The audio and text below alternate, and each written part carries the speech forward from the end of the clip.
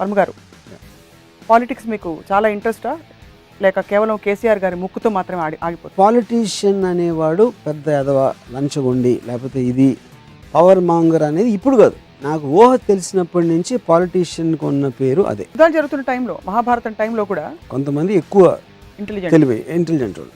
So వాళ్ళు తక్కువ minds ఉన్న వాళ్ళని మ్యానిపులేట్ చేసి ఒక వాళ్ళకి ఎజెండా కోసం యూజ్ చేయడం, ఎజెండా దేశం కోసం కూడా అవ్వచ్చు ఒకసారి. రాజకీయాలకు కావాల్సిన మేధోబలం, తెలివి బలం అని ఎవరు అనరు, అర్థబలం, అంగబలం అంటారు. ఓటరు పాలిటీషియన్ కన్నా 100 రెట్లు నికృష్టులు ఉంటాడు. What is your comment? Indian politics ఇప్పుడు ఒక పాలిటీషియన్ లేచి ఇలా చేస్తే కరెక్ట్ అంటాడు, ఇంకో పాలిటీషియన్ లేచి అలా చేస్తే రాంగ్ అంటాడు. ఇది కరెక్ట్ ఎందుకో మనకు తెలియదు, రాంగ్ ఎందుకు కూడా మనకు తెలియదు, ఎందుకంటే మన ఇద్దరికన్నా ఎదవలం కాబట్టి. డబ్బులు పెట్టుకుని చాలా మంది డబ్బును యూజ్ చేయడం కూడా తెలుగు కావాలంటారు. ఎవ్రీథింగ్ పాలిటీషియన్ బై డెఫినేషన్ ఏంటి? He is working for the welfare of the people. Public కోసం సర్వ్ చేయడానికి పబ్లిక్ సర్వెంట్గా వచ్చాడు. If I'm doing you favour I should demand, please అమ్మ ఓటేయమ్మా, నేను బాగా చూసుకుంటానంటే ద వెరీ ఫ్యాక్ట్ అడుక్కుంటున్నాం అంటే there is the agenda is loss for me. మీరు అనేది అయితే పాలిటిక్స్ శాసిస్తున్నది అట్లీస్ట్ 50% మీడియా పాత్ర ఉంది. పబ్లిక్ పర్సెప్షన్లో 100% మీడియా. కానీ ఎన్టీఆర్ నిజంగా తెలిసి అసలు స్టేట్ ఎలా నడపచ్చో, సినిమా స్టార్గా ఉండి వచ్చి ఒక స్టేట్ని రూల్ చేసేది ఉందా అని ఎవరన్నా ఆలోచించలా. So what do you think worked in NTR's case and what do you think did not work in a similar situation in another film actor's case? A trailer of Telugu Desam party ఒక back shot వెళ్తా అక్కడ వెనక్కి తిరిగి సిగ్గు పౌరుషం ఉంటే తెలుగుదేశం ఓటేయండి, he's ordered, అందరు చెప్పండి కూడా ఓటేసారు అంతే. స్వయంగా పొలిటీషియన్స్ కలిసారు చాలా మందిని, మీకు స్నేహితులు కూడా ఉన్నారు కొంతమంది, వాళ్ళని మీట్ అయినప్పుడు పొలిటికల్ చర్చలుగానే వస్తుంటాయి మీకు? ఇప్పుడు చిరంజీవి గారు ప్రజారాజ్యం పెట్టినప్పుడు చిరంజీవి గారు is a super star. When he was being a very nice person I thought it was wrong. ఎందుకు? మైకేల్ జాక్సన్ వాళ్ళకి ఎంటర్టైనింగ్ పార్ట్ ఇచ్చే వరకు అతను అంటే ఇష్టం. ఏ రోజైతే ఇంకోటి బెటర్ ఎంటర్టైన్మెంట్ ఇస్తారో మైకేల్ జాక్సన్ మర్చిపోతారు. Same thing will go with politics. మీరు కొంతమంది పొలిటీషియన్స్ వైపు ఎందుకు ఆకర్షితులవుతారు? కేవలం ఎంటర్టైన్మెంటేనా? నాకు ఎన్టీఆర్ తెలుగుదేశంలో ఉన్నా, కాంగ్రెస్లో ఉన్నా, లేకపోతే టీఆర్ఎస్ లో ఉన్నా నాకేం డిఫరెన్స్ ఉండదు. I'm attracted to the person. డబ్బులు సంపాదించాలంటే బిజినెస్ మ్యాన్ అవ్వచ్చు అంటున్నారు. Correct. So are you telling me that politicians కి డబ్బు అజెండా ఉండదని? 1000 కోట్లు సంపాదిద్దామనే ఉద్దేశంతో కాదు వెళ్ళేది. In fact all the richest people never spend money. They want power, they want monopolization, they want engulfing, అంతే. సో 3 పారామీటర్స్ మీరు గనక ఒక నాయకుడు వచ్చాక ఈ చేంజెస్ నేను చూశాను, మార్పు వచ్చింది. 1970s ఆ టైంలో పాపులేషన్ అనేది బిగ్గెస్ట్ ప్రాబ్లమ్ అని చెప్పారు. కట్ చేస్తే mid-90s మనకి పాపులేషన్ ఉండటం బిగ్గెస్ట్ అడ్వాంటేజ్. అందుకనే మనం పనులుగా అమెరికాకి, దుబాయ్కి అక్కడికి వెళ్ళడానికి ఛాన్స్ వచ్చింది. సో వర్మ గారు, మీరు రాజకీయాల్లోకి ఎప్పుడు వస్తారు? మా ఇంట్లో కూడా నాకు తెలిసిన ఒకటి. నమస్తే, మరొక ఎపిసోడ్ రామోయిజంకి స్వాగతం. భారతీయుల నాడిని నడిపించే 2 కీలకమైన అంశాలు, బహుశా ప్రపంచవ్యాప్తంగా చాలా దేశాల్లో ఇలా ఉండొచ్చు. ఒకటి సినిమా, రెండోది రాజకీయాలు. భారతీయ రాజకీయాలకు సంబంధించి మాత్రం ఈ మధ్య కాలంలో రాజకీయాలు అంటే దాదాపు ఒక వివాదాస్పద అంశం లేదా ఒక తిట్టులాగా మారిపోయింది. ఏమిటి రాజకీయాలు చేస్తున్నావు అనే పరిస్థితులకు వచ్చిందనమాట. సో ఈ సమకాలీన రాజకీయాలపై, రాజకీయ నాయకులపై రామ్ గోపాల్ వర్మ గారు ఏమంటారో తెలుసుకుందాం. వర్మ గారు, పాలిటిక్స్ మీకు చాలా ఇంట్రెస్టా లేక కేవలం కేసీఆర్ గారి ముక్కుతో మాత్రమే ఆగిపోతుంది? See, main point is I am interested in political psychology, maybe not politics by itself. The politics అనేది 2 elements ఇక్కడ. నాకు ఒకటి ఒక సివిలైజ్ సొసైటీలో ఇప్పుడు ఇందాక మీరు చెప్పినట్టు పాలిటిక్స్ ఆడుతున్నాడు అంటే ఒక ఎజెండాతో ఒక మ్యానిపులేట్ చేయడానికి, నిజం కానీ దాన్ని అబద్ధంగా చెప్పడానికి, అంటే ఒక పర్పస్ఫుల్ ఒక ఎజెండా కానీ ఒక దాని దగ్గర రీచ్ అవ్వడానికి మీ ఇంటెలిజెన్స్ని యూజ్ చేయడం అనేది పాలిటిక్స్ అనేది ఒక వాడుక భాషలో ఒక నమ్మదాడు చాలా పాలిటిక్స్ చేస్తాడు అంటారు. అంటే ఏంటి? అది స్ట్రైట్గా చెప్పట్లేదు, అది వెనకాల వేరే ఏదో ఉద్దేశం ఉంది, వాడికి ఏదో అజెండా ఉందని చెప్పడానికి అది బాగా పాలిటిక్స్ చేస్తాడంటారు. Which is exactly the truth of politicians. Even by default అలాంటి నేమ్ వచ్చినా ఇప్పుడు అంటే ఐరనీ ఏంటంటే ఒక లీడర్ అనేవాడిని మనం గౌరవించాలి. మనందరికన్నా అతనికి బాగా తెలుసు, మనని బాగా నడిపిస్తాడు, మనని బాగా ముందుకు తీసుకెళ్తాడు, అందుకని మనం అతనికి ఒక పొజిషన్ ఒకటి ఇస్తున్నాం, ఓట్లు వేసో ఏదో చేసి. కానీ సేమ్ పర్సన్ని పాలిటీషియన్ అనేవాడు పెద్ద ఎదవ, లంచగొండి, లేకపోతే ఇది పవర్ మాంగర్ అనేది ఇప్పుడు కాదు, నాకు ఊహ తెలిసినప్పటి నుంచి పాలిటీషియన్కి ఉన్న పేరు అదే. So with a good reason politics చేస్తాడు అనేది అక్కడ పడుతుంది. సో కానీ పాయింట్ ఏంటంటే ఎవరో ఒకడు ఉండాలి ఆ పరిస్థితిలో. You need a leader end of the day. Leader అనేవాడికి బుద్ధి ఇలా ఉంటుంది లేకపోతే ఇలా తయారవుతుంది అనేది కూడా it is historically proved fact any which way. Like Bernard Shaw said power corrupts and absolute power corrupts absolutely. అది హ్యూమన్ నేచర్ నుంచి వస్తుంది, దాని మీద తప్పు పట్టడానికి కూడా మీనింగ్ లేదు. సో దెన్ విచ్ మీన్స్ మనిషి ఎందుకు ఒక పొజిషన్లో పెట్టిన తర్వాత అలా ఎందుకు అవుతాడు అనేది నాకు సైకలాజికల్ ఆస్పెక్ట్. అది ఐఎమ్ ఇంట్రెస్టెడ్ ఇన్ దట్. అంతేగాని నాకు టీడీపీలో ఏమవుతుంది, కేసీఆర్ ఏం చేస్తున్నాడు, లేకపోతే ఫలానా పార్టీ ఏంటి అనేది నేను అసలు పట్టించుకోను. మనిషిలోని political psychology I'm interested in that. ప్రతి వాళ్ళలో అది ఉంటుందంటారు. 100%. పాలిటిక్స్ అనేవి ఇంట్లో ఉంటాయి, కంపెనీలో ఉంటాయి, ఆఫీస్ పనులు చేసేవాడు పాలిటిక్స్ ఉంటాయి, ఫ్రెండ్స్ గ్రూప్లో ఉంటాయి పాలిటిక్స్, సినిమా ఇండస్ట్రీలో ఉంటాయి. సో పాలిటిక్స్ అనేది I think it's a part of human nature. ఎందుకంటే మీరు ఒక అన్సివిలైజ్డ్ ఒక యానిమల్ లాలో మీరు వైలెన్స్ వాడతారు, కండబలం వాడతారు, కొంచెం ఇంటెలిజెన్స్ ఉన్నప్పుడు పాలిటిక్స్ వాడతారు. సో పాలిటిక్స్ అన్నది యాజ్ అ సిస్టమ్ ఒకప్పుడు రక్తపాతం అంతా కూడా జరుగుతున్న టైంలో పవర్ స్ట్రగుల్ కోసం దాన్ని ఒక అండర్స్టాండబుల్ అండ్ అమికబుల్ సెటిల్మెంట్కి తీసుకొచ్చే పద్ధతిలో భాగంగా పొలిటికల్ సిస్టమ్ ఇవాల్వ్ అన్నది మనం నేర్చుకుంటున్నది. బట్ యాక్చువల్లీ యుద్ధాలు జరుగుతున్న టైంలో, మహాభారతం టైంలో కూడా 100% పాలిటిక్స్ ఉండేది. పాలిటిక్స్ అనేది it is about using intelligence to create momentum. మీకు ఒక స్ట్రాటజీ, ఒక మెథడు, మీకున్న రిలేషన్షిప్స్, మీకున్న ఒక కన్విన్స్ చేసే ఒక ఎబిలిటీ అవ్వచ్చు, వీటన్నిటిని ఉపయోగించుకుని ఒక మూవ్మెంట్ని మీరు కోరుకున్న విధంగా దిశ వైపు తీసుకెళ్ళడానికి యూజ్ చేసే ఒక ఎబిలిటీ. సో అదేం తప్పు కాదు, దట్స్ ఈ part of human nature. That is what evolve society. ఎందుకంటే మనుషులందరూ ఈక్వల్ కాదు, కొంతమంది మోర్ ఈక్వల్, కొంతమంది ఎక్కువ ఇంటెలిజెంట్ వాళ్ళు. సో వాళ్ళు తక్కువ మైండ్స్ ఉన్న వాళ్ళని మ్యానిపులేట్ చేసి ఒక వాళ్ళకి ఎజెండా కోసం యూజ్ చేయడం. ఆ ఎజెండా దేశం కోసం కూడా అవ్వచ్చు, ఒకసారి అవుతుందా కదా నేను అంటలేదు, కానీ వాడు పర్సనల్గా అనుకున్న ఎజెండాకి మిగతా వాళ్ళని వాళ్ళకి తెలియకుండా వాళ్ళని సైక్ చేసి వాళ్ళకి భ్రమ కలిగించో ఏదో ఒకటి చేసి నడిపించడం అనేది ద ట్రూ పాలిటిషియన్ డెఫినేషన్. అది నాకు. కానీ ఎందువల్ల మరి రాజకీయాలకు కావాల్సిన మేధోబలం, తెలివి బలం అని ఎవరు అనరు, అర్థబలం, అంగబలం అంటారు. డబ్బులు కావాలి, మంద కావాలి. అది బేసిక్లీ జెలసీ నేచర్.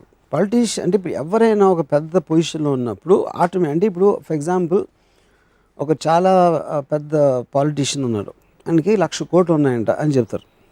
1,00,000 కోట్లు దోచేసి అంటే 1,00,000 కోట్లు ఈడికి రాలేదని జెలసీ, కానీ వాడికి 1,00,000 కోట్లు వచ్చినాయి అది ఇది కాదు. బికాజ్ ఇతనికి అలాంటి పొజిషన్లోకి వచ్చే ఎబిలిటీ కానీ కేబిలిటీ కానీ ఉండదు. ఇతను 1,00,000 కోట్లు కాదు, 5 కోట్లు వచ్చే పని ఇచ్చిన 5 కోట్లు వచ్చే పని చెప్తే ఆ 1,00,000 కోట్లు చేసే దానికన్నా 100 రెట్లు ఎక్కువ he will do mistake, he will do anything. అప్పుడు నా ఉద్దేశం ఏంటంటే పాలిటీషియన్ని మనం ఎంత బ్లేమ్ చేస్తామో ఆ బ్లేమ్ అనేది డెఫినేషన్ తీసుకుంటే ఓటరు పాలిటీషియన్ కన్నా 100 రెట్లు నికృష్టిలో ఉంటాడు. సో ఇప్పుడున్న సమకాలీన రాజకీయ వ్యవస్థపై what is your comment? Indian politics ముఖ్యంగా what kind of perceived change have you seen? Common పీపుల్కి I think it's irrelevant. Entertainment కోసం తప్పిస్తే పాలిటిక్స్ అనే దానికి మీనింగ్ లేదు. కాన్స్టెంట్గా మనం ఏమంటాం, అక్కడ భలే ప్లాన్ వేస్తున్నాడా, ఇక్కడి నుంచి ఆ సీట్ అడిగి ఇచ్చాడు, ఈయన తీసుకొచ్చి, అది you are watching the political scenario like a film. Actually interval point ఉంటుంది, స్టార్టింగ్ ఉంటుంది, క్లైమాక్స్ ఉంటుంది, ప్రెడిక్షన్స్ ఉంటాయి, బెట్టింగ్స్ ఉంటాయి. So you're watching it like a entertaining event. దాని మూలాన మీకు డైరెక్ట్గా మీ లైఫ్ స్టైల్ ఏంటి, బడ్జెట్లు ఏంటి, లేకపోతే ఏదైనా పెరుగుతుందా, కరెంట్ వస్తుందా పోతుందా అనేది it's an experience the people are having. అంతే. ఇప్పుడు కేసీఆర్ ఉంటేనే కరెంట్ పోయిందా, చంద్రబాబు ఉంటే వచ్చేదా, బీజేపీ ఉంటే ఎక్కువ వచ్చేదా తక్కువ వచ్చేదా, nobody knows. That is the situation of the particular time. Yeah. So ఒక మనిషి లేకుండా ఇంకో మనిషి ఉన్నందుకు విజిబుల్ చేంజ్ అనేది ఉండదని నా feeling. That's a course of happening of evolvement of society. No single political leader can do anything. ఎవరు మార్చలేరు. వాళ్ళ పొజిషన్లో ఉంటారు అప్పుడు ఆ పర్టికులర్ టైంలో జరిగినప్పుడు. Yes, there can be decision which will go wrong, which will go right, అన్నీ అవుతాయి. అంటే పాపులర్ స్కీమ్స్, ఫ్రీ ఇది ఇస్తాం, ఫ్రీ అది ఇస్తాం అనేది ఒక మాట్లాడటం ఉంటుంది. కాబట్టి it will create illusion that it is getting better, but it will be getting better the expense of something else going wrong. అది మనం చూడడం. అది ఓవరాల్ డెవలప్మెంట్ అనేది it is a natural course of evolvement of a development. But not dependent. ఎవరన్నా కూడా decision తీసుకోవాల్సి వస్తుంది ఆ పర్టికులర్ టైంలో. ఈ టైంలో వీడు ఉన్నాడు కానీ తీసుకున్నాడు, ఇంకోళ్ళు ఉన్నా కూడా అదే డెసిషన్ తీసుకుంటారు in months or whatever డిఫరెన్స్లో. కానీ అతను తీసుకున్నాడు కాబట్టి అతనే మనకి ఇచ్చేసాడని మనం అనుకుంటాం. కానీ అలా జరగదు, అలా జరగదు, ఎక్కడ జరగదు. కానీ అలా చూస్తే మనకి individuals who have change the course of ఇండివిజువల్స్కి మనం మెరిట్ ఇస్తాం. అంటే నా పాయింట్ ఏంటంటే, ఇప్పుడు suppose Manmohan Singh is a great finance minister, ఆయన ఉన్న టైంలో రిఫార్మ్స్ జరిగినాయి అని చెప్తారు. అంటే మన్మోహన్ సింగ్ లేకపోతే రిఫార్మ్స్ జరిగి ఉంది కదా, అఫ్కోర్స్ జరిగింది, సేమ్ ఎట్లాగే ఇలాగే ఉండేది. So it can't be the decision of one individual. They are all doing their jobs in a systematic aspect. అప్పుడున్న ఎకనామిక్ కండిషన్స్లో అంతకుముందు చేసిన మిస్టేక్స్ ఏంటి, ఇప్పుడున్న పరిస్థితి ఏంటి, మన గ్రోత్ ఇలా ఆగిపోయింది, ఇలా పెరగాల, ఇలాంటి ఉన్న డిమాండ్స్ మూలన మీరు పాలసీలు చేంజ్ చేసుకుంటారు. ఆ పాలసీని అనౌన్స్ చేసేవాడు పర్టికులర్ టైంలో ఒక మనిషి ఉంటాడు. అది యా, మళ్ళీ it's matter of chance. It's matter of chance. It can't B attributed to one person. But అది సో దాంట్లో మీకు రాంగ్. అదే మన్మోహన్ సింగ్ ఏం ఇంటెలిజెంట్ ఫ్యాంటాస్టిక్ మనిషిని మనమే అన్నాం అని తర్వాత అసలు ముమ్మని కూర్చుంటాడు, అసలు మాట్లాడు ఏంటి ఇదేం prime minister, is embarrassment to India అని కూడా మనమే అన్నాం. సో అప్పుడు అంటే అంత గొప్ప రిఫార్మ్స్ చేసేసి ఇండియన్ ఫైనాన్స్ ఆస్పెక్ట్ని ఆకాశానికి తీసుకెళ్ళిపోయినాడు, అంత మోగోడుగా ఉండి చేశాడా, లేకపోతే ఇప్పుడు మనకు తెలుసా అంత మోగోడని, అంతకు ముందు కూడా అలాగే ఉండి కూడా తెలుసా మనకు తెలియదు. సో ఇవన్నీ ఏమిటంటారు అయితే మరి పర్సెప్షన్స్ మారుతున్నాయా? మనం అంటే ఎంటర్టైనింగ్ ఈవెంట్ అయినా అప్పుడు అలా ఎంటర్టైన్ అయ్యాం, ఇప్పుడు ఇలా ఎంటర్టైన్. అసలు నిజంగా ఏం జరిగింది అనేది మనకి తెలియడం ఆస్కారం ఉంది. మొన్న ఇటీవల రామ్ జెఠ్మలానీ గారు, సుప్రీంకోర్టు న్యాయవాది, రాహుల్ గాంధీకి తన ఆఫీస్లో గుమాస్తా ఉద్యోగం కూడా ఇవ్వనని అన్నారు. వ్యక్తులు అసలు ఇంపార్టెంట్ కాదంటే ఇప్పుడు ఇటువంటి పరిస్థితుల్లో రాహుల్ గాంధీ లాంటి వ్యక్తి నేషన్ రిలీజ్ చేస్తే అంటే మీరు ఎలా అయితే అదే నా పాయింట్ ఏంటంటే మనకి ఒక ఏమంటారు దాన్ని, ఒక మన వేరే ఎమోషన్ డ్రివెన్ కంట్రీ, దానికి లాజిక్ రేషనాలిటీ అనేది ఉండదు. ఒక ఫ్యామిలీ ఉంది, ఆ ఫ్యామిలీ ఆయన కొడుకు, ఆ మంత్రి ఉన్నది ఆయన కొడుకు, ఆ కొడుకో కూతురో వీళ్ళందరూ వస్తూ ఉంటారు. అంటే మనకు ఒక ఫ్యూడల్ ఆస్పెక్ట్లోంచి ఇంకా మనం బయటికి రాలేము. కాబట్టి ఒక రాచరిక ఫ్యామిలీ, అది సినిమా ఇండస్ట్రీలో మీరు చూస్తారు, పొలిటీషియన్స్లో చూస్తారు. ఆ వ్యక్తి ఇండివిజువల్ మెరిట్ ఏంటి, ఫలానా వాడి కొడుకు కాకుండా ఇండివిజువల్ మెరిట్ అనేది ఉందా అనేది అసలు మనం ఆలోచించాం ఇప్పుడు. ఎందుకంటే ఫలానా కొడుకు హీరో అంటే ఇడు హీరో, ఫలానా మినిస్టరు ఫలానా గాంధీ ఫ్యామిలీ నుంచి వచ్చాడు ఇది. సో ఇప్పుడు రాహుల్ గాంధీకి పర్సనల్ ఉందా లేదా నాకు తెలియదు, రాహుల్ గాంధీ ఇంటెలిజెంట్ కాదా నాకు తెలియదు, కానీ పాపులర్ పర్సెప్షన్ ఈజ్ నాట్. ఎందుకంటే మీరు విపరీతంగా జోకులు వేస్తూ ఉంటే రాహుల్ గాంధీ ఏమన్నా తెలుసా అంటే అది ఎవరినైనా మీరు అలా చేయొచ్చు. రాహుల్ గాంధీ ఏంటని నాకు తెలియదు, యాక్చువల్లీ ఐ డోంట్ నో. కానీ రాహుల్ గాంధీయే కాకుండా ఏ మినిస్టర్ ఇంక్లూడింగ్ మోడీ గారు కూడా విజిబుల్గా నేను మా మదరు మా ఫ్యామిలీ ఇంట్లో ఉన్నది నాకు ఇప్పటి నుంచి ఎప్పుడో ఒక పర్టికులర్ గవర్నమెంట్ మారినందుకు విజిబుల్ చేంజ్ అనేది నేను ఎక్స్పీరియన్స్ చేయలేదు. మీరు చూడలేదా, ఎక్స్పీరియన్స్ చేయలేదు? నేను ఎక్స్పీరియన్స్ చేయలేదు. చూడటం అంటే ఏంటి, ఎవరు చెప్తారు ఇలా చేసేస్తున్నారు, ఇలా చేశారంట, అది ఇచ్చారంట, ఎంతమంది ఫార్మర్స్కి ఇన్ని ఇస్తున్నారంట. అప్పుడు నేను ఒక సిటిజన్గా I can't look at the whole state as one whole. అది గవర్నమెంట్ పని. Take the formation of Telangana state for example. ఒక ఫోర్స్ దీనికి వెనకాల కారణమై ఒక ఉద్యమం నడిచి they have influence the change, a perceivable change geographically. Perceivable change I have problem. అది మీరు చెప్పారు, ఓకే తెలంగాణ ఇది అది ఇప్పుడు వేరే గవర్నమెంట్ వచ్చింది. ఇప్పుడు మేము ఉన్న ఇంట్లో కానీ మా పక్క ఇంట్లో కానీ నాకు తెలిసిన అంతకుముందు తెలంగాణ ఆ లైఫ్ స్టైల్లో 1% ఏమీ చేంజ్ లేదు. ఒకవేళ చేంజ్ వచ్చుంటే అది ఆంధ్రప్రదేశ్ మొత్తం ఉన్న అలాగే ఉండేది, ఇప్పుడైనా ఇలాగే ఉంది. సో ఇప్పుడు that is what I'm saying, it is a visible change. Visible change is very different from a change in perception. Overall thing మీకు ఇన్ని కోట్లు ఇప్పుడు తెలంగాణకు వచ్చేస్తుంది అంటే ఆ కోట్లన్నీ మీరు పంచిపెడితే అది ₹1 పావలా వస్తుంది అందరికి. దట్ పావలా is not going to make any change to anybody. మిగతాదంతా అండి, I like KCR, I like him as an entertainment. I love Mahesh Babu, I like KCR just to see them talk. KCR what exactly is doing నాకు తెలియదు అన్న, నేను చేయట్లేదు అని అంటలా, నాకు తెలీదు, ప్రజలు ఎవరికి తెలియదు. సో కరిష్మాటిక్ లీడర్ అనేది ఒక ఎఫెక్ట్ ఉంటుంది. మన్మోహన్ సింగ్ చూస్తే నాకు బోర్ కొడుతుంది, కేసీఆర్ చూస్తే నాకు ఇంట్రెస్టింగ్గా ఉంటుంది, Sonia Gandhi okay, NTR I use to love him. అలాగే డిఫరెంట్ అప్పుడు నేను ఒక సినిమాటిక్ ఆస్పెక్ట్ అది నాకు. కానీ నిజంగా తను మాట్లాడింది ఏంటి, తను మాట్లాడిన దాంట్లో అర్థం ఏంటి, అసలు దాని ఎఫెక్ట్ ఏమవుతుంది అనేది నాకు తెలియదు. ఇప్పుడు ఫార్మర్స్కి ఇచ్చేస్తున్నారు, ఫార్మర్స్కి అది లోన్ వేవర్. నాకు ఫార్మర్ ఎవరో తెలియదు, నేను ఇప్పుడు పొలం చూడలేదు, వాళ్ళు ఎవరో నాకు తెలియదు. అంతమంది ఫార్మర్స్ ఉన్నారా అసలు నాకు తెలియదు అది కూడా. కానీ of course I'm bothered about myself. Likewise most people are bothered only about their families. మా మదరు నేను 50 years పైన ఎప్పుడు అసలు ఒక పాలిటిక్స్ గురించి కామెంట్ చేయడం నేను వినలేదు, మా సిస్టర్ నేను వినలేదు, మా పక్క ఇంట్లో నేను వినలేదు. ఎవరెవరైతే మాట్లాడతారో ఇంటర్నల్గా పొలిటికల్గా జరిగే డ్రామా గురించి మాట్లాడతారు, కానీ exactly what a politician does అనేది ఎవరికి తెలియదు. అది బ్యూరోక్రాట్స్ చేస్తారా, ఒక ప్రివైలింగ్ సిచ్యువేషన్ అప్పుడున్న యాక్చువల్ రియలిస్టిక్ ఎలిమెంట్స్ వలన జరుగుతుందా, వీళ్ళు ఉట్టి మాట్లాడతారా, నిజంగా ఇంప్లిమెంట్ చేస్తారా, ఇంప్లిమెంట్ చేస్తే దాని నుంచి వచ్చే చెప్పినంత ఇంప్లిమెంట్ చేస్తారా, ప్రోస్ ఏంటి అంటే ఇది బాగుంది వినటానికి, దీని వలన ఇంకోటి ఏదైనా పోతుందా నాకు తెలియదు. అప్పుడు కరిష్మాటిక్, అప్పుడు every politician tells other politician is doing a bad job. The only true thing a politician says is one ఈ కాల్స్ అదర్ పాలిటీషియన్ లయర్. ఇది ప్రతి పాలిటీషియన్కి వర్తిస్తుంది ఇర్రెస్పెక్టివ్. ఇప్పుడు ఒక పాలిటీషియన్ లేచి ఇలా చేస్తే కరెక్టు అంటాడు, ఇంకో పాలిటీషియన్ లేచి అలా చేస్తే రాంగ్ అంటాడు. ఇది కరెక్ట్ ఎందుకో మనకు తెలియదు, రాంగ్ ఎందుకు కూడా మనకు తెలియదు. ఎందుకంటే మన ఇద్దరికన్నా ఎదవలం కాబట్టి, వాళ్ళిద్దరు మనకన్నా తెలివైన వాళ్ళు కాబట్టి వాళ్ళు అక్కడ ఉన్నారు. వాళ్ళకున్న పవర్ స్ట్రగుల్లో తను ఆడిది తప్పు అంటున్నాడు, ఈడేమో ఈడి తప్పు అంటున్నాడు. కానీ మన ఇద్దరికన్నా వెదవలం కాబట్టి నోళ్ళు తెలుసుకుని ఇద్దరు. సో మీరు అయితే కన్క్లూడ్ చేస్తారు దట్ పొలిటీషియన్స్ పాలిటిక్స్లో ఉన్నారంటే అందరికంటే తెలివైన వాళ్ళే ఉంటారు అక్కడ. 100%. Otherwise how can they reach that position? ఎలా అంటారు అలాగా? ఇప్పుడు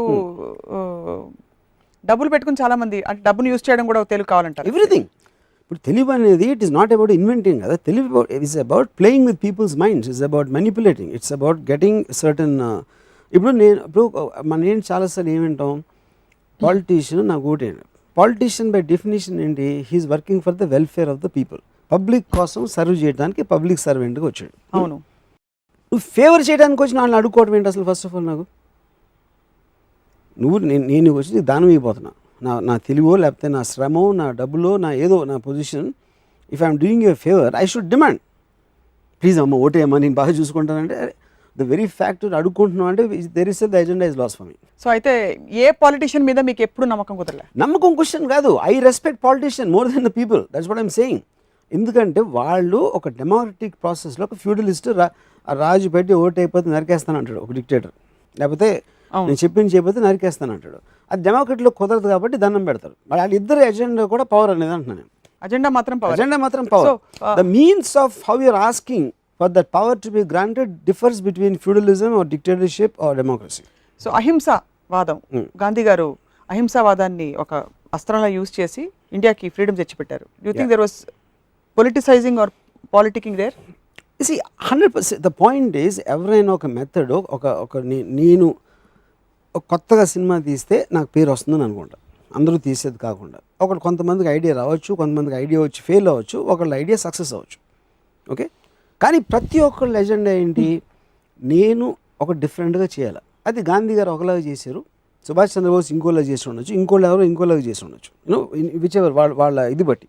NT Rama Rao might have done something, KCR might have done something, Bal Thackeray would have done in some other way. Each of those leaders will have their own viewpoints. So ఆ viewpointsలో ఒక particular ఆస్పెక్ట్లో కానీ అందరి common thing ఏంటి? నేను ప్రజల్ని ఇలా తీసుకురావాలి, నా దేశం, నా రాష్ట్రం, నా city, whatever their individual agenda. Same చోట వాళ్ళతో పాటు ఇంకో 10 మంది ఉంటారు, వాళ్ళు కూడా అదే పొజిషన్ కావాలి, వాళ్ళు కూడా అదే ఎజెండా చెప్తారు, కానీ వాళ్ళిద్దరు ఒపీనియన్స్ డిఫర్ అవుతాయి. అప్పుడు కామన్ పీపుల్ ఏం చేస్తారు? వాళ్ళిద్దరిలో మాట్లాడిన దాంట్లో ఎవరు బెటర్గా మాట్లాడుతున్నాడో, ఎవరు కరిష్మా బెటర్గా ఉందో, ఎవరికి డైనమిక్ పర్సనాలిటీ ఉందో దాని వాళ్ళు సేవ్ అవుతారు. అంతేకాని they will never consciously understand 20 point formula అని ఇందిరాగాంధీ పెడితే 20 పాయింట్స్ ఎవరు చదవంటారు దేశంలో. కరిష్మా డైనమిజము అర్థం కాదు ఏంటంటే, ఒక టర్మ్ ఒకళ్ళ కోటేస్తారు. తమిళనాడు పాలిటిక్స్ తీసుకోండి, ప్రతి 5 సంవత్సరాలకి చచ్చినట్టు గవర్నమెంట్ మారుతూ వచ్చింది గత ఎన్నో సంవత్సరాలుగా. అంటే 5 సంవత్సరాల్లో జయలలిత గారి కరిష్మా పోయి కరుణానిధి కరిష్మా పెరిగిందనా, లేకపోతే కరుణానిధి కరిష్మా మళ్ళీ పోయి Jayalalithaa? Obviously charisma is only truth. Except for charisma, in the larger aspect ఏంటి గవర్నమెంట్ చేస్తుంది అనేది మెజారిటీ ఆఫ్ ద ఓటర్స్కి తెలియడానికి ఆస్కారమే లేదు అసలు. It's impossible. మరి గంటలు you will believe in that particular leader. Narendra Modi వచ్చి ఆయన మొహం బాగుంది, మాట్లాడే మాటలు బాగున్నాయి, అండ్ ఒక ఆ వేవ్లో he seems to know better, he knows బెటర్కి, హీ సీమ్స్ టు నో బెటర్కి డిఫరెన్స్ ఉంది. So he seems to know బెటర్కి వీళ్ళు పడిపోతారు. He seems to know is what. పడిపోతారో నిజంగా చేయొచ్చు, నాకు తెలియదు, కానీ తెలిసిగా చేసేది అది. ఓటర్ అనేవాడికి జీరో నాలెడ్జ్ ఉంటుంది గవర్నమెంట్ మీద, ఎవరు ఏం చేస్తారనేది. Only it is charisma which works. ఇప్పుడు ఎందుకు ఒబామా వచ్చినప్పుడు 8 years జార్జ్ బుష్ది అయిపోయిన తర్వాత, ఒబామా ఆయన గెలిచిన తర్వాత స్పీచ్కి so many people in Bombay, what a leader అది, వాట్ ఏ లీడర్ అది అంటే ఏం చేయలేదు ఇంకా కాదు. అంటే ఎందుకు they're impress with him as a person. అప్పుడు నేనేమన్నాను, అప్పుడే ఐ ప్రెడిక్టెడ్ మ్యాక్సిమం ఇది ఒక 2 months ఉంటుంది, దాని తర్వాత విల్ స్టార్ట్ క్రిటిసైజింగ్ హిమ్. దానికి రీజన్ చెప్తాను. Reason nothing to Obama. ఎందుకు కాదంటే వచ్చే వరకు వస్తున్నాడు చూడు అని బ్లో యాంగిల్లో పెడతారు కెమెరా, బ్లో యాంగిల్లో పెట్టి బ్యాక్గ్రౌండ్ మ్యూజిక్లో వస్తున్నాడు. వచ్చేసాక ఐలెవెల్ పెట్టాలి కెమెరా, బ్యాక్గ్రౌండ్ మ్యూజిక్ పోతుంది. అప్పుడు you will talk about actual issues. మీరు బ్యాక్గ్రౌండ్ స్కోర్ లో యాంగిల్ తీసేస్తే you look like any other person. దీనికి జార్జ్ బుష్కి అంతకుముందు ఉన్న ఎవరికి ఏమి డిఫరెన్స్ తెలియదు. Same thing will happen here. Same thing is happening with Narendra Modi. And అందులో ఇలాంటి కేసెస్లో మీరు చెప్పిన రెండే క్లాసిక్ ఎగ్జాంపుల్స్లో వాళ్ళ నేపథ్యం వల్ల వాళ్ళు పెద్ద హీరోలా కనిపిస్తారు రావడం అన్నది. ఒక కాఫీ బాయ్, చాయ్ వాలా, మన we're creating an image in our mind. అది వాళ్ళు మీన్ చేశారా లేకపోతే ఒక ఎజెండా ఉండొచ్చు ఉండకపోవచ్చు, కానీ మనం క్రియేట్ చేసుకుంటున్నాం. And part of it is with the media also. ఇప్పుడు రాహుల్ గాంధీ నిజంగా నాకు తెలీదు వాట్ హీ ఈస్, కానీ media is making me believe that he's this. Same Rahul గాంధీని 4 ఏళ్ల క్రితం బాంబే వచ్చి ట్రైన్లో తిరిగితే అసలు ఈజ్ ద నెక్స్ట్ ఇండియాని ఎక్కడికో తీసుకెళ్ళిపోతాడు అది ఇది అని 2 ఏళ్ళు చెప్పారు. ఇప్పుడేమో ఎక్కడికి తీసుకెళ్ళడానికి కూడా వాళ్ళే చెప్తున్నారు. నా ఉద్దేశంలో రాహుల్ గాంధీ అలాగే ఉన్నాడు, అప్పుడు అంతే ఇప్పుడు అంతే, కానీ మన పర్సెప్షన్ మాత్రం మారుతుంది. మీరు అనేది అయితే పాలిటిక్స్ ని శాసిస్తున్నది అట్లీస్ట్ 50% మీడియా పాత్ర ఉంది 100% మన దేశంలో. ఎందుకంటే మీడియా మాట వినేసి అందరూ పబ్లిక్ పర్సెప్షన్లో 100% మీడియా. ఎందుకంటే పబ్లిక్కి మీడియా కానీ తెలియడానికి ఛాన్సే లేదు. మీడియా వాళ్ళు చెప్పింది వాళ్ళు వింటేనే వాళ్ళకి ఒక ఇన్ఫర్మేషన్ ఉంటుంది, కానీ మీడియా చెప్పకుండా ఏ పబ్లిక్ న్యాచురల్లీ వెళ్ళి ప్రతి ఒక్కళ్ళు నేను ఇప్పుడు రాహుల్ గాంధీ నేను స్వయంగా కలిసిన personal experience I'm going to feel what I'm feeling with my heart అని అనుకోరు కదా. They will obviously see what they don't have access. Correct. So they will have to see I remember my earliest memories of ఇప్పుడు ఎన్టీఆర్ వచ్చినప్పుడు obviously television లేదా ఆ టైంలో ఒక మీటింగో లేకపోతే ఒక న్యూస్ పేపర్లో ఒక ఫోటో ఇలా చేశారు. ఆయన ఏదో చైతన్య రథం ఎక్కి తిక్కారు, ఎక్కడో రోడ్డు మీద స్నానం చేశారు. ఎట్లా అంటే 2-3 ఫోటోగ్రాఫ్స్ తోటి ఎన్టీఆర్ కొన్న పర్సనల్ స్టార్డమ్కో మనకు తెలిసిన ఫెమిలియారిటీ అవ్వచ్చు, ఆయన వేసిన పాత్రలు అవ్వచ్చు, వాటితోటి ది వాజ్ ఎ వే. కానీ ఎన్టీఆర్ నిజంగా తెలిసి అసలు స్టేట్ ఎలా నడపచ్చో, సినిమా స్టార్గా ఉండి వచ్చి ఒక స్టేట్ని రూల్ చేసేది ఉందా అని ఎవరన్నా ఆలోచించలా. ఎన్టీఆర్ తెలియపోతే అంతకుముందు చెన్నారెడ్డికి తెలుసా తెలీదు, అట్లీస్ట్ ఇంక తెలుసు, ఈ మొహం అన్న తెలుసు, చెన్నారెడ్డి అది కూడా తెలియదు. So I think I'm only arguing and talking about the common persons perception. So what do you think worked in NTR's case and what do you think did not work in a similar situation in another film actor's case? But that is his personal charisma. It is his dynamism. NTR మాట్లాడితే his వాయిసా చెప్పే విధానమా. ఇప్పుడు నేను first time ఎన్టీఆర్ది ఇది చూశాను, Telangana add trailer of Telugu Desam party. ఒక back shot వెళ్తా అక్కడ వెనక్కి తిరిగి సిగ్గు పౌరుషం ఉంటే తెలుగుదేశం ఓటేయండి, హీఈస్ ఆర్డర్డ్. అందరు చప్పట్లు కూడా ఓటేసారు అంతే. అది exact opposite of what a politician will do. Please అండి నేను మీకు వినయ విధేతగా ఉంటాను, మీ వచ్చి మీ పిల్ల పాపకి క్షేమానికి అనుకుంటా నాకు ఓటేయండి అని ఆల్మోస్ట్ యాడవటం ఒకటే తక్కువ. That's what politicians do. It did the exact opposite. So attitude connect but same NTR చేసింది ఇంకోటి చేస్తే వర్కౌట్ అవ్వదు. That is it to his personality. మీరు స్వయంగా పొలిటీషియన్స్ కలిసారు చాలా మందిని, మీకు స్నేహితులు కూడా ఉన్నారు కొంతమంది. వాళ్ళని మీట్ అయినప్పుడు పొలిటికల్ చర్చలుగానే వస్తుంటాయి మీకు, ఆర్ డూ యూ ఇన్వాల్వ్? జనానికి తెలియదు నేను పొలిటికల్ ఆస్పెక్ట్స్ నేను ఎప్పుడు like I said I'm not, అంటే ఇంటర్నల్గా ఏ పార్టీ ఏం చేస్తుంది, ఎవరికి ఎందుకు సీట్ వస్తున్నారు ఇవ్వట్లేదు అనేది that bores me, because that's a very internal issue. కానీ మీడియా ఎక్కువ దాని మీద, ఎందుకంటే వాళ్ళకి టీఆర్పీలు అన్ని రోజులు స్ప్రెడ్ చేయాలి కాబట్టి obviously they will have to have that you know. But overall game ప్లాన్లో ఒక పాలిటీషియన్ ఎందుకు తను అనుకుంటున్నాడు తనకు చాలా పాపులారిటీ పెరిగింది అని తను ఎందుకు అనుకుంటాడు, చుట్టూ ఉన్న వాళ్ళు ఎలాగ తను అనుకునేటట్టు చేస్తారో వాళ్ళ ఎజెండా కోసం, I'm interested in that aspect. ఇప్పుడు చిరంజీవి గారు ప్రజారాజ్యం పెట్టినప్పుడు చిరంజీవి గారు ఇస్ అ సూపర్ స్టార్. ఆయన హై స్పీడ్లో వచ్చారు, 100 మందిని కొట్టారు, లేకపోతే ఇది చేశారు, ఆయన సూపర్ హ్యూమన్ అనే ఆస్పెక్ట్ ఉంది. When he was being a very nice person I thought it was wrong. ఎందుకు, అందరూ మంచివాళ్ళే అంటే అది డిగ్నిటీ, అది ఇంకోళ్ళని తిట్టకుండా అందరినీ ఇది నా ఎజెండా, వాళ్ళు చేసింది వాళ్ళు చేశారు, నేను కూడా I will try my best to do in my way, నాకు కొన్ని డిఫరెన్సెస్ ఉన్నాయి అని ఒక చాలా ఒక డిగ్నిఫైడ్ ఆస్పెక్ట్లో ఆయన యాక్చువల్లీ డిడ్. బట్ అది ఎమోషన్ డ్రివెన్ కంట్రీలో నరికేస్తా చంపేస్తాడు అని అనే ఒక ఆస్పెక్ట్ వాళ్ళకి అర్థమవుతుంది. కానీ the moment you're dignified I think our people will lose the aspect. కానీ అప్పుడేంటి దాని కాంపెన్సేషన్గా ఏమొచ్చింది, ఇప్పుడు నాకు ఎవరో చెప్పారో, ఇప్పుడు చిరంజీవి గారికి ఇంత పెద్ద స్టార్డమ్ ఉంది, లక్షల మంది వచ్చేస్తున్నారు ఆయన మీటింగ్లకి. అవును వచ్చారు కూడా వచ్చారు. అక్కడ ప్రాబ్లం ఏంటంటే ఇప్పుడు చిరంజీవి గారి ఫ్యాన్స్ ఎవరు ఉంటారో, ఇప్పుడు సపోజ్ 10 లక్షలు వచ్చింది అనుకోండి ఒక మీటింగ్కి, ఫ్రంట్ రోలో ఒక ఆయన ఫ్యాన్స్ 4-5 వేలు ఉంటారు, అంటే డై హార్డ్ ఫ్యాన్స్, అంటే ఆయన కోసం చొక్కాలు చింపేసుకుని బ్లేడ్లు కోసేసుకుని అలాంటి వాళ్ళు ఉంటారు ఒక సమ్ 100స్లోను 1000స్లోను. వాళ్ళ ఫేస్ మీద మీరు కెమెరా పెట్టి జూమ్ బ్యాక్ చేశారు అనుకోండి, వాళ్ళ ఫేస్ మీద బ్యాక్గ్రౌండ్ మ్యూజిక్ స్టార్ట్ అయ్యి జూమ్ బ్యాక్ చేస్తే మొత్తం 10 లక్షల మంది అవి వాళ్ళ ఫీలింగ్ అదే అనిపిస్తుంది మనకి చూస్తే.